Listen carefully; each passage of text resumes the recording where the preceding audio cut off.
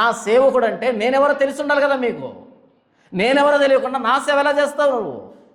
వస్తావు, విగ్రహారం చేస్తావు, అక్కడికి వెళ్తావు, ఆ దేవుళ్ళు తెచ్చుకుంటావు, ఈ దేవుళ్ళు తెచ్చుకుంటావు, వాళ్ళ పండుగ చేస్తావు, వీళ్ళ పండుగ చేస్తావు, వాళ్ళు బలిపీయటం, వీళ్ళు బలిపీయటం. నా సేవకుడు అంటే క్లారిటీగా ఉండాలా, ఎవరిని సేవిస్తున్నాను అని. క్లారిటీ మిస్ అయిపోయింది. ఏ దాసుడు ఇద్దరు యజమానుల్ని సేవిస్తాడా? సేవించలేడు. సేవించలేడు. ఒక యజమాని ఎవరు? ఒక యజమాని పేరు ఏం పేరు? దేవుడు. ఇంకో యజమాని పేరు ఏం పేరు? సిరి.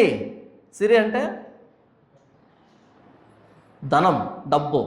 ఇప్పుడు చెప్పండి, పాస్టర్లు ఎవరిని సేవిస్తున్నారు? డబ్బును ప్రేమిస్తున్నారు, డబ్బును సేవిస్తున్నారు. ఇద్దరు సేవించలేండి. క్రీస్తుని సేవించేవాడు డబ్బును గురించి మాట్లాడలేడు. రాదు డబ్బు గురించి. ఇప్పుడు యేసు వారు చెప్తున్నాను నేను, మధ్యలో డబ్బు ఎందుకు వస్తా? రాదు. ఎందుకంటే ఆయన డబ్బు తీసుకొని కనుక రక్షణ ఇచ్చుంటే నేను కూడా మాట్లాడుతాను దాని గురించి. ఆయన ఉచితంగా ఇచ్చాడు.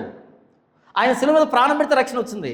ఈ రక్షణ గురించి మాట్లాడే దాంట్లో డబ్బు ఎందుకు వస్తుంది? రాదు. మరి వేదిక ఎక్కినప్పటి నుంచి డబ్బు గురించి మాట్లాడుతున్నారేంటి?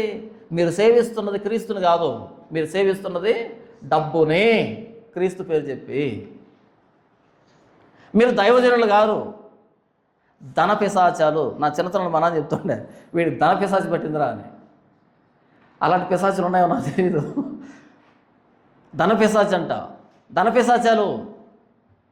డబ్బు డబ్బు డబ్బు డబ్బు అని. సువార్తలో డబ్బు రాదు. Free free free free free అంతే.